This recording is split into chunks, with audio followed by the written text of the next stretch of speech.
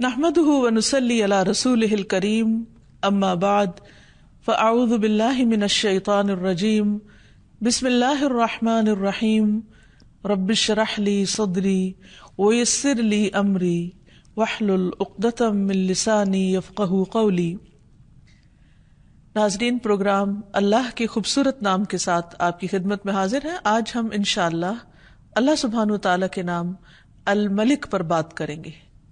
الملک کا معنی ہے حقیقی بادشاہ۔ قرآن مجید میں اللہ سبحانہ وتعالیٰ کا ارشاد ہے، فَتَعَالَى اللَّهُ الْمَلِكُ الْحَقُّ لَا إِلَٰهَ إِلَّا هُوَ رَبُّ الْعَرْشِ الْكَرِيمِ۔ بس بہت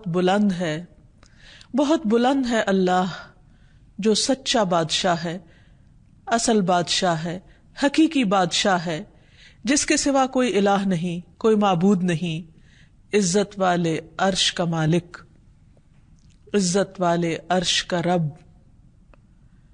اگر دیکھا جائے تو دنیا میں جتنے بھی بادشاہ ہیں، اللہ سبحانہ و تعالی ان سب کا بادشاہ ہے۔ وہ بادشاہ جس کے حکم پر تمام کائنات چلتی ہے، جو بلا روک ٹوک ہر چیز پر اپنا حکم نافذ کر سکتا ہے اور اسے اس میں کوئی روکنے والا نہیں۔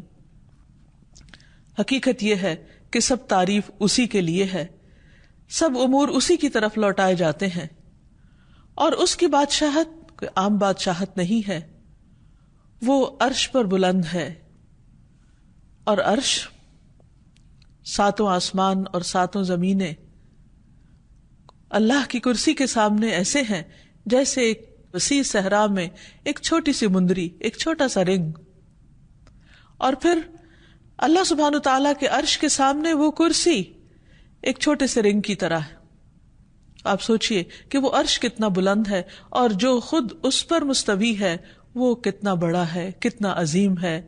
وہ ہے ہمارا رب، ہمارا مالک اور حقیقی بادشاہ۔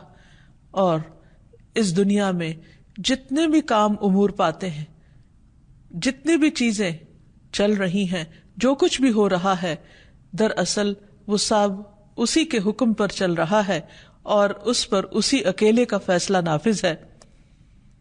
وہ ہر چیز کو سنتا ہے، دیکھتا ہے اور اپنی مرضی کے مطابق چلاتا ہے۔ وہ ہر چیز کے پوشیدہ اور ظاہر سے آگاہ ہے۔ وہ جس کو جو چاہتا ہے عطا کرتا ہے، اور جس سے جو چیز چاہتا ہے روک لیتا ہے۔ وہ جس کو جیسے جتنا چاہے بدلہ دیتا ہے، جس کو چاہتا ہے عزت دیتا ہے، جس کو چاہتا ہے رسوا کر دیتا ہے، جس کو چاہتا ہے رزق دیتا ہے، اور جس سے چاہے رزق روک لیتا ہے، جس کو چاہے زندگی دیتا ہے، اور جس سے چاہے زندگی واپس لے لیتا ہے اور اس کو موت دے دیتا ہے۔ یہ ہے ہمارا رب، حقیقی بادشاہ۔ قرآن مجید میں سورۃ الحشر کی آخری آیات میں اللہ تعالیٰ فرماتے ہیں، هو اللہ الذی لا الہ الا ہو الملک۔ وہ اللہ جس کے سوا کوئی الہ نہیں، الملک حقیقی بادشاہ ہے، القدوس پاکیزہ، نہایت پاک، السلام سراسر سلامتی، المؤمن امن دینے والا، المہیمن نگہبان، العزیز زبردست، غالب، الجبار سب پر غالب، المتکبر سب سے بڑا بن کر رہنے والا، سبحان اللہ پاک ہے اللہ، عما یشرکون ان سب چیزوں سے جنہیں وہ اس کا شریک ٹھہراتے ہیں۔ تو حقیقت یہ ہے کہ اللہ سبحانہ تعالیٰ کے ہیں اچھے اچھے نام، اور ان ناموں میں سے ایک خوبصورت نام الملک ہے۔ حضرت علی رضی اللہ عنہ کہتے ہیں کہ جب نبی صلی اللہ علیہ وسلم نماز کے لیے کھڑے ہوتے تو آغاز یوں کرتے، اللہم انت الملک لا الہ الا انت۔ اے اللہ تو ہی بادشاہ ہے، تو ہی اصل بادشاہ ہے، تیرے سوا کوئی الہ نہیں۔ اور یہ اللہ کے رسول ہیں صلی اللہ علیہ وسلم، جو اللہ سبحانہ تعالیٰ کی بادشاہت کا اعتراف کر رہے ہیں۔ آپ صلی اللہ علیہ وسلم نے یہ بھی فرمایا کہ اللہ تعالیٰ زمین کو مٹھی میں لے لے گا اور آسمانوں کو اپنے دائیں ہاتھ میں لپیٹ لے گا، پھر فرمائے گا انا الملک، انا الملک، میں ہوں اصل بادشاہ، میں ہوں اصل بادشاہ۔ این ملوک الارض، کہاں ہے زمین کے بادشاہ؟ اور اس دن بادشاہت صرف اور صرف اللہ ہی کے لیے ہوگی۔ الملک یومئذ للہ، آج حکومت، بادشاہت، اختیار، اقتدار، قبضہ سب صرف اور صرف اللہ کے ہاتھ میں ہے۔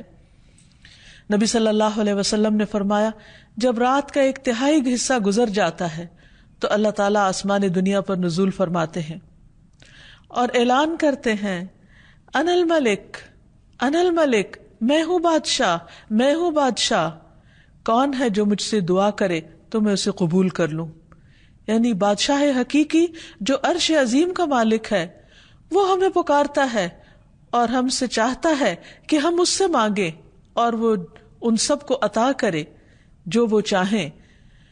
کون ہے جو مجھ سے سوال کرے کہ میں اسے عطا کروں، کون ہے جو مجھ سے بخشش مانگے تو میں اسے بخش دوں۔ اور یہ اعلان مسلسل طلوع فجر تک ہوتا رہتا ہے۔ تو اس وقت بھی اللہ سبحانہ وتعالیٰ اپنا تعارف الملک کے طور پہ کرواتے ہیں کہ بندو یاد رکھو میں ہوں تمہارا حقیقی بادشاہ۔ اور جو حقیقی بادشاہ ہے وہ بادشاہ مطلق ہے، ایبسولیوٹ اتھارٹی ہے اس کے پاس، وہ جو جب جیسے چاہے کرے۔ تبارک الذی بیدہ الملک وہو علی کل شیء قدیر، بہت برکت والا ہے وہ جس کے ہاتھ میں ہر چیز کا کنٹرول ہے، بادشاہت ہے، اور وہ ہر چیز پر پورا اختیار رکھتا ہے، پوری قدرت رکھتا ہے۔ سورۃ الفرقان میں اللہ تعالیٰ فرماتے ہیں الذی لہ ملک السماوات والارض ولم یتخذ ولدا ولم یکن لہ شریک فی الملک، ولم یکن لہ شریک فی الملک، کہ اللہ سبحانہ وتعالیٰ وہ ہے کہ جس کے ہاتھ میں آسمانوں اور زمین کی بادشاہت ہے، یعنی وہ صرف زمین کا نہیں بلکہ آسمانوں کا بھی بادشاہ ہے، اور آسمانوں میں جو مخلوق رہتی ہے اور جو کچھ بھی اس نے بنایا ہے ان سب کا بادشاہ حقیقی ہے۔ وَلَمْ يَتَّخِذْ وَلَدًا، اور وہ ایسا بادشاہ ہے جس کا کوئی بیٹا نہیں ہے، کوئی اس کے اقتدار میں کہیں سے بھی شریک نہیں۔ وَلَمْ يَتَّخِذْ وَلَدًا وَلَمْ يَكُنْ لَهُ شَرِيكٌ فِي الْمُلْكِ، اور اس کی بادشاہت میں کوئی بھی شریک نہیں، یعنی مکمل اختیار رکھنے والا۔ دنیا میں بادشاہ یا جہاں بھی صاحب اقتدار لوگ ہوتے ہیں تو وہ بعض اوقات دوسروں کے مشورے کے ساتھ چلتے ہیں، دوسروں کی مدد کے ساتھ چلتے ہیں۔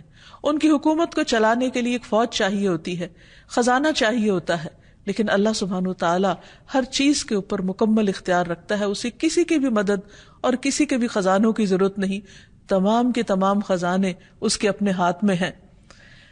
پھر یہ ہے کہ دنیا میں جب کسی کو بادشاہت ملتی ہے تو ایک محدود وقت کے لیے ملتی ہے، لیکن اللہ سبحانہ وتعالیٰ ہمیشہ سے بادشاہ ہے اور ہمیشہ رہے گا۔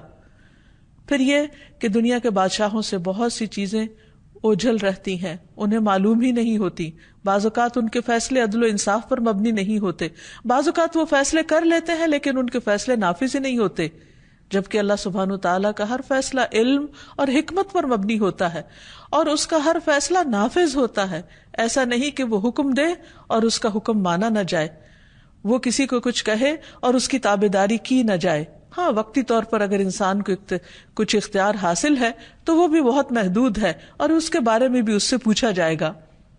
تو بحیثیت مسلمان ہمارا اس بات پر پورا یقین اور پورا ایمان ہونا چاہیے کہ اصل بادشاہت اللہ ہی کے لیے ہے، اور اگر زمین پر اللہ نے مجھے کسی بھی معاملے میں کچھ بھی اختیار دیا ہے تو صرف یہ وقتی ہے اور اس کا بھی حساب ہونے والا ہے، لیکن اللہ سبحانہ وتعالیٰ ہی حقیقی بادشاہ ہے۔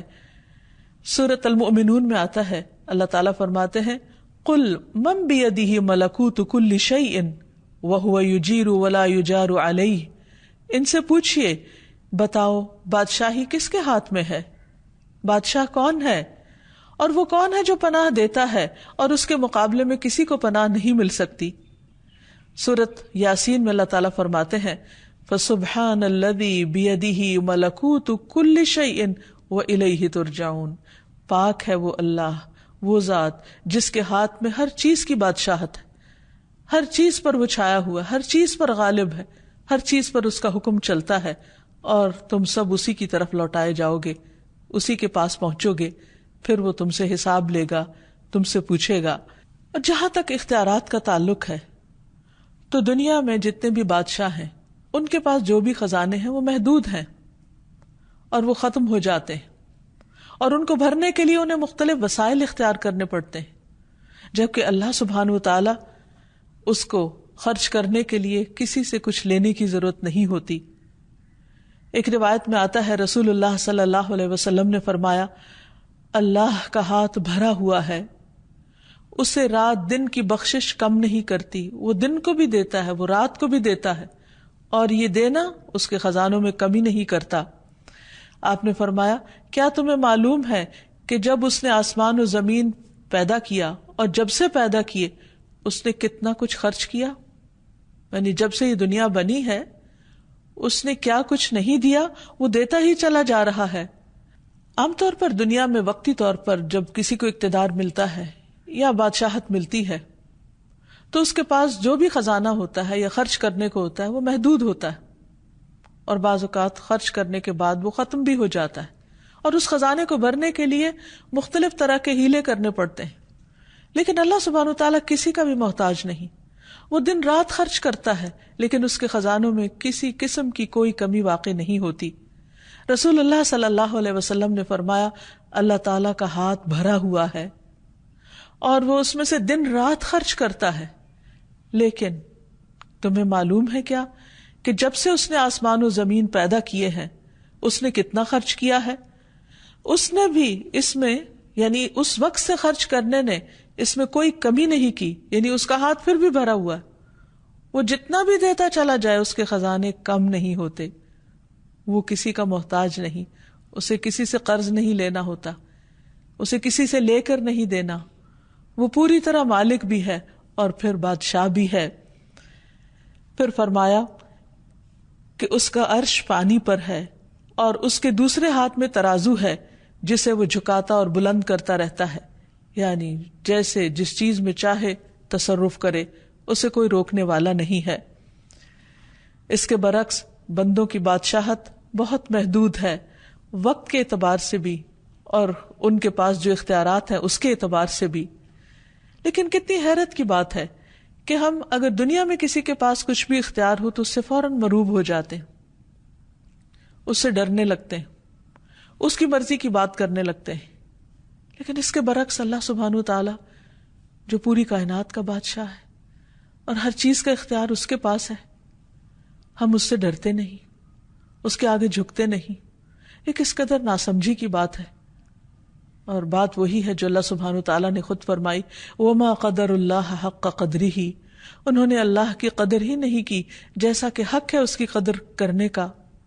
وَالْأَرْضُ جَمِيعًا قَبْضَتُهُ يَوْمَ الْقِيَامَةِ، اور زمین ساری کی ساری اس کے قبضے میں ہوگی قیامت کے دن۔ وَالسَّمَاوَاتُ مَطْوِيَّاتٌ بِيَمِينِهِ، اور آسمان اس کے دائیں ہاتھ میں لپٹے ہوئے ہوں گے، یعنی ہر چیز اس کے قبضہ قدرت میں ہے، اختیار میں ہے۔ اس کے باوجود ہم پوری طرح اس کے آگے نہیں جھکتے، پوری طرح اس کے طریقوں پر نہیں چلتے، اس کو راضی کرنے کی فکر نہیں کرتے، اور اس کے برعکس جن کے پاس محدود اختیارات ہیں، چونکہ وہ ظاہر سامنے نظر آتے ہیں اس لیے انہی سے مروب ہو جاتے ہیں، اور اللہ جو الملک الحق ہے، حقیقی بادشاہ ہے، اس کو بھول جاتے ہیں۔ پھر آپ دیکھیے کہ اللہ سبحانہ وتعالی جیسی قدرت بھی کسی کے پاس نہیں۔ عبداللہ بن مسعود کہتے ہیں کہ علماء یہود میں سے ایک شخص رسول اللہ صلی اللہ علیہ وسلم کے پاس آیا اور کہا، اے محمد، ہم تورات میں پاتے ہیں کہ اللہ تعالیٰ آسمانوں کو ایک انگلی پر اٹھا لے گا اور زمین کو ایک اور انگلی پر اٹھا لے گا اور درختوں کو ایک انگلی پر اور پانی اور مٹی کو ایک انگلی پر اور تمام مخلوقات کو ایک انگلی پر، اور پھر فرمائے گا انا الملک، میں ہوں بادشاہ، میں ہوں بادشاہ۔ نبی صلی اللہ علیہ وسلم نے جب اس عالم کی بات سنی تو آپ مسکرا دیے، اور دراصل یہ مسکراہٹ اس یہودی عالم کی تصدیق کے طور پر تھی۔ پھر آپ نے یہ آیت تلاوت فرمائی، وَمَا قَدَرُ اللَّهَ حَقَّ قَدْرِهِ وَالْأَرْضُ جَمِيعًا قَبْضَتُهُ يَوْمَ الْقِيَامَةِ وَالسَّمَاوَاتُ مَطْوِيَّاتٌ بِيَمِينِهِ سُبْحَانَهُ وَتَعَالَى عَمَّا يُشْرِكُونَ، اور ان لوگوں نے اللہ کی قدر نہیں کی جیسا کہ اس کی قدر کرنے کا حق ہے، اور ساری زمین قیامت کے دن اس کی مٹھی میں ہوگی، اس کے ہاتھ میں ہوگی، اور آسمان دائیں ہاتھ میں لپٹے ہوئے ہوں گے۔ وہ ان لوگوں کے شرک سے بالکل پاک اور بلند تر ہے، یعنی لوگ اللہ سبحانہ وتعالیٰ کی عظمت کو اس طرح محسوس نہیں کرتے جس طرح کرنا چاہیے۔ پھر یہ بھی یاد رہے کہ اللہ سبحانہ و تعالیٰ کی بادشاہت میں کبھی بھی کسی قسم کی کوئی کمی نہیں آئے گی. اللہ تعالیٰ فرماتے ہیں اگر تم سب اولین و آخرین یعنی سارے کے سارے انسان، اور نہ صرف یہ کہ انسان بلکہ جن بھی، کہ تمہارے اول پہلے انسان سے لے کے آخری انسان تک، اور تمام کے تمام جن پہلے جن سے لے کر آخری جن تک، تم سب اس آدمی کے دل کی طرح ہو جاؤ جو سب سے زیادہ تقوی والا ہو، تو بھی تم میری سلطنت میں کچھ اضافہ نہیں کر سکتے. یعنی عام طور پر انسان یہ سمجھتا ہے کہ جب وہ عبادت کرتا ہے یا اللہ کی بندگی کرتا ہے یا کوئی بھی اس کی خاطر کام کرتا ہے تو شاید وہ اللہ تعالیٰ کو فائدہ پہنچاتا ہے، حالانکہ ایسا نہیں ہے. اللہ تعالیٰ فرماتے ہیں کہ اگر تم سارے سجدے میں بھی پڑے رہو تو اس سے میری حکومت، میری بادشاہت میں کچھ اضافہ نہیں ہوگا. اسی طرح اے میرے بندو، اگر تم سب اولین و آخرین جن و انس ایک آدمی کی طرح ہو جاؤ جو سب سے زیادہ بدکار ہے، تو پھر بھی تم میری سلطنت میں کسی قسم کی کوئی کمی نہیں کر سکتے. یعنی اگر اس زمین پر اول سے لے کر آخر تک قیامت تک کوئی ایک بندہ بھی کوئی عبادت نہ کرے، کسی قسم کی کوئی تسبیح نہ کرے، کوئی ذکر نہ کرے، کوئی اس کی اطاعت نہ کرے، تو بھی اللہ سبحانہ تعالیٰ کی حکومت میں، بادشاہت میں، اقتدار میں، اختیار میں، اس کی طاقت اور غلبے میں کوئی کمی نہیں آ سکتی، کسی قسم کی کوئی کمی. ہم اسے کوئی نقصان نہیں دے سکتے. تو پھر یہ سب کچھ اصل میں خود ہمارے اپنے ہی فائدے میں ہے. جب ہم اللہ تعالیٰ کی عبادت کرتے ہیں تو اس کو تو کچھ نہیں ملتا، لیکن یہ عبادت ہمارے لیے باعث سعادت ہوتی ہے. جب ہم اس کا ذکر کرتے ہیں تو اس کو کچھ نہیں ملتا، اس لیے کہ زمین و آسمان کی ہر چیز اس کی تسبیح کر رہی ہے، لیکن یہ تسبیح اور یہ ذکر خود ہمارے اپنے دلوں کی تسکین کا باعث بنتا ہے. اس لیے بندہ جب بھی اللہ سبحانہ تعالیٰ کی طرف رغبت کرے تو اس سے ڈرتے ہوئے اور اس سے امید رکھتے ہوئے، اس سوچ کے ساتھ نہیں کہ میں اپنی عبادت سے اس کو کچھ فائدہ پہنچانے چلا ہوں. پھر فرمایا اے میرے بندو، تم سب اولین و آخرین جن و انس ایک صاف چٹیل میدان میں کھڑے ہو جاؤ اور سب مجھ سے مانگو، اور میں تم سب کو وہ سب کچھ دوں جو تم مانگ رہے ہو. تو اس سے میری حکومت میں، میری بادشاہت میں اتنی بھی کمی نہیں ہوگی جتنی ایک سمندر کے اندر سوئی ڈالنے کے بعد نکالی جائے اور اس میں جو پانی لگا ہو، تو اتنی قلیل مقدار میں بھی اس سمندر کے مقابلے میں جو کمی ہوتی، میری بادشاہت میں وہ بھی کمی نہیں ہوگی. تو اس سے پتہ چلتا ہے کہ اللہ سبحانہ تعالیٰ کی بادشاہت کیسی ہے، اور اس کے خزانے کیسے ہیں، اور اس کی حکومت کیسی ہے، اور اس کا اقتدار کیسا ہے. پھر آپ دیکھیے کہ اس کی بادشاہت کی وسعت، اس کا بھی ہم اندازہ نہیں کر سکتے. نبی صلی اللہ علیہ وسلم نے فرمایا میں خوب جانتا ہوں کہ اہل جہنم میں سے کون سب سے آخر میں نکلے گا. وہ ایک ایسا شخص ہوگا جو اپنے گھٹنوں کے بل رینگتا ہوا جنت میں داخل ہوگا. یعنی جہنم سے گھٹنوں کے بل گھسٹتا ہوا باہر نکلے گا تو اللہ سبحانہ تعالیٰ اسے حکم دیں گے کہ جاؤ جنت میں داخل ہو جاؤ. وہ جنت میں آئے گا، لیکن اسے ایسے معلوم ہوگا کہ جیسے جنت بھری ہوئی ہے. تو واپس اللہ تعالیٰ کے پاس جائے گا اور کہے گا یا رب جنت تو بھر گئی ہے. اللہ تعالیٰ اسے فرمائیں گے کہ جاؤ جنت میں چلے جاؤ. پھر وہ جائے گا، پھر وہ دیکھے گا کہ جنت بہت آباد ہے. وہ واپس آئے گا اور کہے گا اے رب جنت تو بھری ہوئی معلوم ہوتی ہے، میں نے جنت کو بھرا ہوا پایا ہے. تو اللہ تعالیٰ پھر فرمائے گا کہ جاؤ جنت میں داخل ہو جاؤ، میں تمہیں دنیا کی مانند اور اس سے 10 گنا زیادہ دیتا ہوں. سوچئے اس دنیا میں کیا کچھ، یعنی عام طور پر ایک انسان کے بس میں نہیں کہ وہ ایک انسان کیا، آج تک اتنی تحقیقات ہوئی، اتنا کچھ انسانوں نے پڑھا لکھا، بڑی بڑی یونیورسٹیاں قائم ہوئی، لیکن پوری زمین کو ایکسپلور نہیں کر سکے اور اس کے پورے خزانوں کو بھی. تو اللہ سبحانہ وتعالی جہنم سے نکلنے والے آخری شخص سے فرمائے گا کہ جاؤ میں تمہیں دنیا اور اس جیسی 10 دنیایں تمہیں دیتا ہوں، اور یہ وہ ہے جو سب سے آخر میں جنت میں پہنچنے والا ہوگا. تو آپ خود سوچئے کہ جن کو جنت الفردوس عطا ہوئی اور جن کو جنت کے بلند درجات نصیب ہوئے، ان کو کیا کچھ اللہ تعالیٰ عطا فرمائیں گے. یہ ہے اصل بادشاہ، حقیقی بادشاہ، کہ جس کو جتنا دینا چاہے وہ دے سکتا ہے، اور سب کچھ دینے کے بعد بھی اس کے اپنے خزانوں میں کچھ کمی واقع نہیں ہوتی. تو وہ شخص اس پر بہت حیران ہو جائے گا اور کہے گا کہ یا رب تو مجھ سے مذاق کرتا ہے؟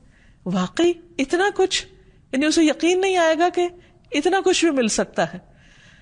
تو اس بات پر نبی صلی اللہ علیہ وسلم جب یہ بیان کر رہے تھے تو آپ بھی ہنسنے لگے اور آپ کے سامنے کے دندان مبارک ظاہر ہو گئے، اور آپ کہا کرتے تھے یہ جنت میں سب سے کم درجے والے کا حال ہے، سب سے کم درجے والے کا. اور آج انسان دنیا کی حقیر چیزوں کے پیچھے اپنا دین ایمان بیچ ڈالتا ہے اور اللہ سبحانہ وتعالیٰ کو ناراض کر دیتا ہے، اور یہ بھول جاتا ہے کہ اصل اختیار غلبہ اللہ سبحانہ وتعالیٰ کے پاس ہے، اور وہ اپنے فیصلوں میں خود مختار ہے، جو چاہے کرے. اللہ سبحانہ وتعالیٰ وقتی طور پر دنیا میں جب کسی کو کوئی بھی نعمت دیتا ہے تو عام طور پر شیطان اس کے دل میں غرور اور تکبر ڈالنے لگتا ہے، اور اگر کچھ اختیار اور اقتدار مل جائے تو یہ چیز اور بڑھنے لگتی ہے، اور اللہ سبحانہ وتعالیٰ کو بندوں کی یہی چیز پسند نہیں. رسول اللہ صلی اللہ علیہ وسلم نے فرمایا، اللہ عز و جل فرماتے ہیں کہ تکبر میری چادر ہے اور عظمت میری ازار ہے، پس جو کوئی مجھ سے اس کے بارے میں جھگڑا کرے گا میں اسے آگ میں پھینک دوں گا. یعنی کسی بھی شخص کو خدا بننے کی ضرورت نہیں. اگر کوئی اپنے آپ کو خود مختار اور مالک الملک سمجھتا ہے کہ سب حکومت اور سب اختیار اور سب اقتدار میرے پاس ہے اور مجھے کوئی نقصان نہیں دے سکتا یا میں سب کچھ کر سکتا ہوں، تو اس سے بڑی غلط فہمی کوئی نہیں. دنیا میں انسان کو چھوٹی یا بڑی کوئی بھی جو نعمت ملے، ہمیشہ انسان ہمبل رہے، شکر ادا کرتا رہے، اسے اللہ کی دی ہوئی نعمت سمجھے اور اپنے آپ کو کبھی بھی اس کا حقیقی مالک نہ سمجھے. جو کچھ ہے عارضی طور پر ہے، ایک امتحان کے لیے ہے اور جلد ہمارے ہاتھوں سے نکل جانے والا ہے. اس لیے اصل اختیار اللہ کے پاس ہے. پھر اسی طرح یہ بھی یاد رہے کہ اللہ سبحانہ وتعالیٰ کی بادشاہت ایسی بادشاہت ہے کہ جس میں حکم دینے یا روکنے اور کسی بھی چیز کو کرنے کا مکمل اختیار اس کے پاس ہے. ارشاد باری تعالیٰ ہے، بدیع السماوات والارض وَإِذَا قَضَى أَمْرًا فَإِنَّمَا يَقُولُ لَهُ كُن فَيَكُونُ. آسمانوں اور زمین کا موجد ہے، اور جب کسی کام کے کرنے کا فیصلہ کر لیتا ہے تو بس اتنا کہتا ہے کہ ہو جاؤ، اور وہ ہو جاتی. آپ سوچئے کہ دنیا میں اگر کوئی حکم دیتا بھی ہے تو بعض اوقات اس کے حکم، اس کے آرڈیننس، اس کے فرمان کی کیا ویلیو ہوتی ہے. بعض اوقات پوری قوتیں صرف کر کے بھی ایک قانون کو نافذ نہیں کیا جا سکتا، جبکہ اللہ سبحانہ و تعالیٰ صرف اتنا ارادہ کرتے ہیں کہ ہو جاؤ، اور صرف کلمہ کن فرماتے اور سب کچھ ہو جاتا ہے، اور کوئی اس کو روکنے والا نہیں ہوتا. اور اسی لیے ہم ہر نماز کے بعد جو دعا پڑھتے ہیں یا پڑھنے کا حکم دیا گیا کہ اللہم لا مانع لما اعطیت ولا معطی لما منعت ولا ينفع ذا الجد منک الجد. اے اللہ، جسے تو دے اسے کوئی روکنے والا نہیں، اور جس سے تو روک دے اسے کوئی دینے والا نہیں، اور کسی مالدار کو اس کا مال تیری بارگاہ میں کوئی فائدہ نہ دے سکے گا. یعنی اگر دنیا میں کسی کے پاس کچھ بھی ہے تو وہ دنیا ہی کے چند دن کے فائدے کے لیے ہے، آخرت میں وہ مال دے کر اللہ کو راضی نہیں کر سکتا. پھر آپ دیکھیے کہ مخلوق پر، یعنی انسان ہو یا باقی حیوانات ہو، یا جو بھی اللہ سبحانہ تعالیٰ نے چیزیں بنائی ہیں، بڑے بڑے ستارے اور سیارے جن کی بڑائی کے بارے میں آج انسان تھوڑا بہت کچھ جانتا ہے، تو ان سب کو کنٹرول کس نے کیا ہوا ہے؟ ان سب پر کس کا حکم چل رہا ہے؟ اور کس نے ان کے لیے جو ضابطہ بنایا اس پر وہ مکمل طور پر پابند بھی ہیں اور اس میں کسی قسم کی کمی بیشی نہیں کرتے. اللہ سبحانہ تعالیٰ خود اس کے بارے میں فرماتے ہیں، الم تعلم، کیا تم جانتے نہیں ہو، ان اللہ لہ ملک السماوات والارض، کہ اللہ سبحانہ تعالیٰ ہی کے لیے آسمان و زمین کی بادشاہت. یعنی جتنا کچھ بھی تم دیکھ رہے ہو، یہ سورج، چاند، ستارے، یہ بلینز آف گیلیکسیز اور ان کے اندر ٹریلینز آف سٹارز، اور ان سب کا مسلسل چلتے رہنا، چلنا نہیں بلکہ پوری قوت کے ساتھ دوڑتے رہنا، اور اس نظام میں کسی قسم کا خلل نہ آنا، یہ دراصل کس کے کنٹرول میں ہے، کس کے اختیار میں ہے، کس نے ان سب کو ایک ڈسپلن کے اندر رکھا ہوا ہے. آج ہمارے لیے تو ایک ٹریفک کو کنٹرول کرنا مشکل ہو جاتا ہے، لیکن آسمانوں کی ٹریفک خواہ وہ بادل ہوں یا ستارے اور کواکب ہوں، یہ تمام چیزیں صرف اور صرف اللہ کے حکم کے مطابق ہی چل رہی ہیں، اسی نے ان کو تھاما ہوا ہے، اور ان میں سے کوئی ایک بھی اپنی راہ چھوڑ کر دوسری طرف نہیں جاتا۔ اگر ان میں سے کوئی ایک بھی اپنی مرضی کرنے لگے تو ہر چیز ٹکرا کر رہ جائے، یہ نظام درہم برہم ہو کر رہ جائے۔ تو اس سے یہ پتہ چلتا ہے کہ حقیقی بادشاہت ان سب پر دراصل اللہ ہی کی ہے۔ فرمایا یعذب من یشاء ویغفر لمن یشاء، جس کو چاہتا ہے عذاب دیتا ہے اور جسے چاہے بخش دیتا ہے۔ واللہ علی کل شیء قدیر، اور اللہ ہر چیز پر پوری قدرت رکھتا ہے۔ پھر اسی طرح رزق کے سارے معاملات بھی اسی کے اختیار میں ہیں۔ واللہ یرزق من یشاء بغیر حساب، اللہ جس کو چاہتا ہے بغیر حساب کے رزق دیتا ہے، یعنی انلمیٹڈ۔ پھر کسی کو حکومت دینا یا نہ دینا یہ بھی اس کے اختیار میں ہے۔ واللہ یؤتی ملکہ من یشاء، اللہ اپنی بادشاہت دیتا ہے، اپنی حکومت دیتا ہے جسے چاہتا ہے، اور اللہ وسعت والا، علم والا ہے۔ سیدھے راستے پہ چلانا بھی اسی کے اختیار میں ہے۔ واللہ یہدی من یشاء الی صراط مستقیم۔ پھر نفع اور نقصان بھی اسی کے ہاتھ میں ہے۔ وَإِن يَمْسَسْكَ اللَّهُ بِضُرٍّ فَلَا كَاشِفَ لَهُ إِلَّا هُوَ، اگر اللہ سبحانہ وتعالیٰ تمہیں کوئی نقصان پہنچانا چاہے تو اس کے سوا اسے کوئی ہٹا نہیں سکتا۔ وَإِن يُرِدْكَ بِخَيْرٍ، اور اگر تمہیں کوئی خیر پہنچانا چاہے فَلَا رَادَّ لِفَضْلِهِ، تو اس کے فضل کو بھی کوئی نہیں پھیر سکتا۔ يُصِيبُ بِهِ مَن يَشَاءُ، وہ جس کو چاہتا ہے وہ فضل پہنچاتا ہے، یعنی کوئی اس کو روک نہیں سکتا۔ یصیب بہ من یشاء من عبادہ وہو الغفور الرحیم، اور وہ غفور الرحیم بھی ہے۔ پھر اسی طرح نبوت کا دینا بھی اسی کے اختیار میں ہے، اس نے جس کو چاہا اپنے بندوں میں سے اپنی رسالت کے لیے چن لیا۔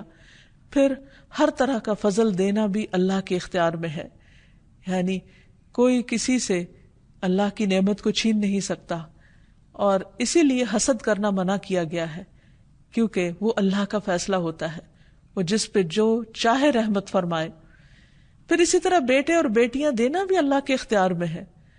اللہ تعالیٰ فرماتے ہیں للہ ملک السماوات والارض یخلق ما یشاء یہب لمن یشاء اناثا ویہب لمن یشاء الذکور، آسمانوں اور زمین کی بادشاہت اللہ ہی کی ہے، جسے چاہتا ہے جو چاہتا ہے پیدا کرتا ہے۔ یخلق ما یشاء، یعنی اس کی تخلیق اس کی مرضی سے ہوتی ہے، کیونکہ وہ بادشاہ ہے۔ جسے چاہتا ہے بیٹیاں عطا کرتا ہے، جسے چاہتا ہے بیٹے دیتا ہے، اور جسے چاہتا ہے ملا جلا کر دیتا ہے۔ اصل اختیار اسی کا ہے۔ پھر اسی طرح انسانوں کو معاف کرنا یا عذاب دینا یا بخش دینا یہ بھی اسی کے اختیار میں ہے، اور اس میں بھی مالک یوم الدین وہ خود ہے، روز جزا کا مالک، جس میں سارے فیصلے اس کی مرضی کے مطابق ہوں گے۔ پھر تمام بنی آدم کے دلوں کا اختیار بھی اللہ سبحانہ وتعالیٰ کے پاس ہے، یعنی صرف یہ نہیں کہ آسمان اور ستارے سیارے کا مالک وہ ہے اور اس پر اس کی حکومت ہے، نہیں، اس زمین پر بھی حقیقی حکومت اور بادشاہت اسی کی ہے، حتیٰ کہ انسانوں کے دلوں پر بھی۔ رسول اللہ صلی اللہ علیہ وسلم نے فرمایا تمام بنی آدم کے دل رحمان کی انگلیوں میں سے 2 انگلیوں کے درمیان ایک دل کی طرح ہیں، وہ جیسے چاہتا ہے اسے پھیر دیتا ہے۔ پھر آپ صلی اللہ علیہ وسلم نے فرمایا اللہم مصرف القلوب صرف قلوبنا علی طاعتک، اے اللہ جو دلوں کا پھیرنے والا ہے ہمارے دلوں کو اپنی اطاعت پر پھیر دے، یعنی اس کی طرف موڑ دے، کیونکہ اللہ کے لیے کچھ بھی ناممکن نہیں، ہر چیز اسی کے اختیار میں ہے۔ پھر یہ بھی یاد رہے کہ اللہ سبحانہ وتعالیٰ کو کوئی مجبور کرنے والا نہیں۔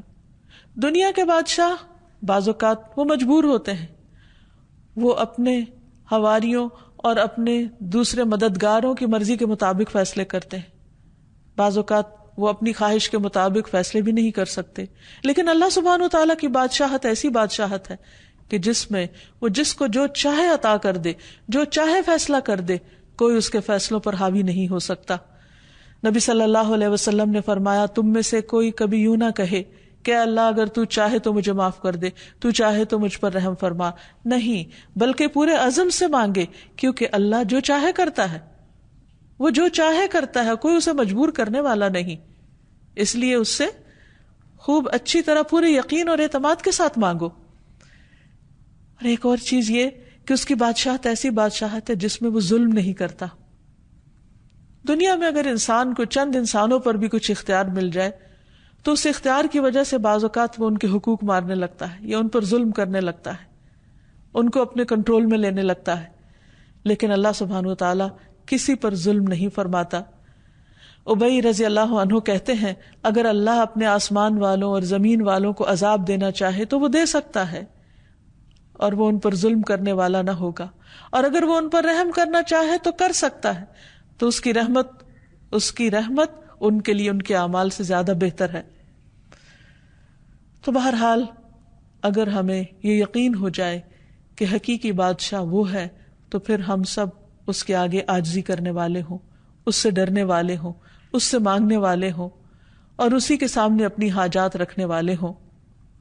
جیسا کہ ہم دیکھتے ہیں کہ بڑے بڑے پیغمبروں نے جنہیں اللہ سبحانہ وتعالیٰ نے دنیا میں بادشاہت عطا کی، انہوں نے بھی اپنی ساری دعائیں اور حاجتیں اس حقیقی بادشاہ کے سامنے رکھی. مثلاً یوسف علیہ السلام، اللہ سبحانہ وتعالیٰ نے ان کو ایسی حکومت عطا کی کہ جس میں پورا اختیار دیا، لیکن انہوں نے کیا مانگا؟ رب قد آتیتنی من الملک وعلمتنی من تأویل الاحادیث فاطر السماوات والارض انت ولی فی الدنیا والآخرہ توفنی مسلما والحقنی بالصالحین. اے میرے رب، بے شک تو نے مجھے حکومت سے حصہ دیا اور باتوں کی اصل حقیقت سے سکھایا، یعنی باتوں کی تہ تک پہنچنا سکھایا. آسمانوں اور زمین کے پیدا کرنے والے، دنیا اور آخرت میں تو ہی میرا مددگار ہے.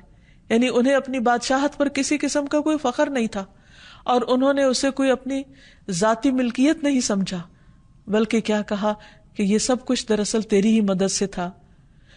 تو مجھے اسلام کی حالت میں فوت کرنا، یعنی میرے لیے سعادت کیا ہے کہ میں تیرا بندہ بن کے جیوں اور میری موت بھی تیری بندگی میں آئے، تیری فرما برداری میں آئے، اور تو مجھے نیک لوگوں کے ساتھ ملا. یعنی دنیا کی بادشاہت پر انہوں نے کس چیز کو فوقیت دی؟ اللہ سبحانہ وتعالیٰ کی رضا کو اور نیک بندوں کی صحبت کو.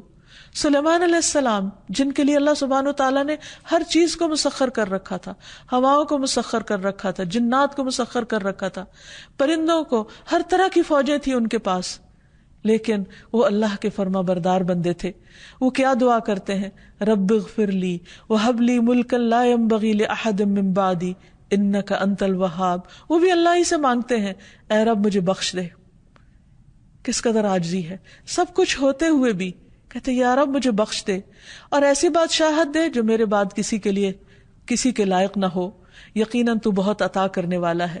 یعنی ایک طرف اپنی بخشش اور دوسری طرف جو ان کے دل میں تھا انہوں نے مانگا اور پورے یقین کے ساتھ مانگا. پھر اسی طرح ذوالقرنین، اللہ سبحانہ وتعالیٰ نے ان کو بھی بہت کچھ اختیار دیا، اور یہاں تک دیا کہ تو لوگوں کے بارے میں جیسا بھی تصرف کرنا چاہے کرے. لیکن انہوں نے بھی کس طرح اللہ سبحانہ وتعالیٰ کو راضی کرنے کے لیے بندوں کے ساتھ احسان کیا اور اپنے اقتدار سے کسی طرح کا ناجائز فائدہ نہیں اٹھایا. تو اصل بندے اللہ کے پسندیدہ وہی ہیں کہ جو سب کچھ رکھتے ہوئے بھی حقیقی بادشاہ اللہ تعالیٰ ہی کو سمجھے. پھر اللہ سبحانہ وتعالیٰ جب اس سے اس نام کے ساتھ دعا کی جاتی ہے تو وہ اس کو پسند فرماتا ہے. حضرت علی رضی اللہ تعالیٰ عنہ نے نبی صلی اللہ علیہ وسلم کی جو دعا نماز کے شروع میں کوٹ کی ہے، اس میں اللہ تعالیٰ کے حضور کس طرح عاجزی اور انکساری کا اظہار ہے. اللہم انت الملک، اے اللہ تو ہی بادشاہ ہے، لا الہ الا انت، تیرے سوا کوئی الہ نہیں، انت ربی، تو میرا رب ہے، وانا عبدک، اور میں تیرا بندہ ہوں، ظلمت نفسی، میں نے اپنی جان پہ ظلم کیا ہے، واعترفت بذنبی، اور میں اپنے گناہ کا اعتراف کرتا ہوں، فاغفر لی ذنوبی جمیعا، اللہ تو میرے سارے گناہوں کو معاف کر دے، انہ لا یغفر الذنوب الا انت، تیرے سوا گناہوں کو کوئی معاف نہیں کر سکتا، واہدنی لاحسن الاخلاق، اللہ مجھے بہترین اخلاق عطا کر، لا یہدی لاحسنها الا انت، تیرے سوا بہترین اخلاق کی طرف کوئی رہنمائی نہیں کر سکتا، واصرف عنی سیئها لا یصرف عنی سیئها الا انت، اور تو مجھ سے میری برائیاں دور کر دے، ان برائیوں کو کوئی دور نہیں کر سکتا سوائے تیرے. پھر اسی طرح نبی صلی اللہ علیہ وسلم قیام کی حالت میں یہ دعا پڑھا کرتے تھے، سبحان ذی الجبروت والملکوت والکبریاء والعظمہ، آپ صلی اللہ علیہ وسلم کا مقام کتنا بلند ہے، لیکن جب اللہ کے حضور ہاتھ باندھ کر کھڑے ہوتے تو کس طرح اپنے رب کی تعریف بیان کرتے، سبحان ذی الجبروت والملکوت والکبریاء والعظمہ، پاک ہے وہ جو طاقت والا، سلطنت والا، کبریائی والا اور عظمت والا ہے۔ جو شخص جتنی زیادہ اللہ کی معرفت رکھتا ہے اتنے ہی خوبصورت الفاظ میں اللہ سبحانہ وتعالیٰ کو یاد کرتا ہے۔ پھر اسی طرح جو اللہ سبحانہ وتعالیٰ کے پسندیدہ کلمات ہیں ان میں سے لا الہ الا اللہ وحدہ لا شریک لہ لہ الملک ولہ الحمد وہو علی کل شیء قدیر ہے۔ نبی صلی اللہ علیہ وسلم جب نماز کے بعد سلام پھیرتے تو یہ کلمہ پڑھا کرتے تھے ہر نماز کے بعد کہ اللہ کے سوا جو صرف ایک ہے، کوئی اور معبود نہیں، اس کا کوئی شریک نہیں، لہ الملک، ساری بادشاہت اسی کی ہے اور سب تعریف بھی اسی کی ہے اور وہ ہر چیز پر قادر ہے۔ پھر صبح شام کی دعاؤں میں بھی نبی صلی اللہ علیہ وسلم جو کلمات پڑھتے، امسینا و امس الملک للہ، کہ ہم نے شام کی اور ساری ملک نے، یعنی اللہ کی جتنی بھی بادشاہت میں جو اختیار ہے ہر چیز نے اللہ ہی کے لیے شام کی، یعنی اللہ ہی کے حکم کے مطابق، والحمد للہ، اور ساری تعریف اللہ کے لیے۔ اور پھر آگے مزید دعا بھی ہے۔ پھر اسی طرح صفا و مروہ کا طواف کرتے وقت بھی جو دعا سکھائی گئی اس میں بھی اللہ سبحانہ وتعالیٰ کے ملک کا اعتراف ہے۔ تو ہمارے لیے لازم ہے کہ ہم اللہ تعالیٰ کو بادشاہ حقیقی سمجھیں اور اس کے آگے ہمبل ہو جائیں، اس کی اطاعت اور فرما برداری کریں، اس کی اس بادشاہت میں کسی کو شریک نہ سمجھے اور شرک کو گناہ عظیم سمجھے، اللہ کے سوا کسی اور کو اختیار والا نہ سمجھے، کیونکہ سب کے پاس جو بھی اختیار ہے وہ محدود ہے اور حقیقی معنوں میں دینے والا اللہ سبحانہ وتعالیٰ ہے، اور اس سے شدید محبت کرنے والے ہوں کیونکہ وہ ہر چیز کا مالک ہے، دنیا کی بھی اور آخرت کی بھی۔ اور پھر اس سے ملاقات کا شوق بھی ہمارے اندر ہو۔ جب دنیا میں کسی بڑے انسان کے بارے میں ہم سنتے ہیں تو اس سے ملنے کا شوق ہوتا ہے، اس کے قریب ہونے کا شوق ہوتا ہے، لیکن کیا ہم اللہ کی بڑائی کو سمجھتے نہیں کہ اس کے قرب اور اس کی ملاقات کا کوئی شوق نہیں ہمارے دل میں؟ نہیں۔ اگر ہم واقعی اس کی عظمت کو پہچان جائیں تو پھر اس سے ملاقات کا شوق بھی ہمارے دل میں ہو اور اس کا قرب بھی چاہیں، اور اس کا قرب نماز کے ذریعے حاصل ہوتا ہے۔ اس نے خود ہمیں بتا دیا وَاسْجُدْ وَاقْتَرِبْ، سجدہ کرو اور قریب ہو جاؤ، کیونکہ وہ عظیم بادشاہ ہے، اور جب اس کو خوش کر دیں گے تو وہ ہمیں خوش کر دے گا۔ جیسے موسیٰ علیہ السلام اپنی قوم سے آگے آگے فوراً اللہ سبحانہ وتعالیٰ کی طرف بڑھے۔ اللہ تعالیٰ نے پوچھا کہ کیا چیز تجھے سب سے پہلے آگے لے آئی؟ وہ کیا چیز تھی جو انہیں اللہ سبحانہ وتعالیٰ کی طرف دوڑا رہی تھی؟ اس کی ملاقات کا شوق تھا۔ تو اللہ سبحانہ وتعالیٰ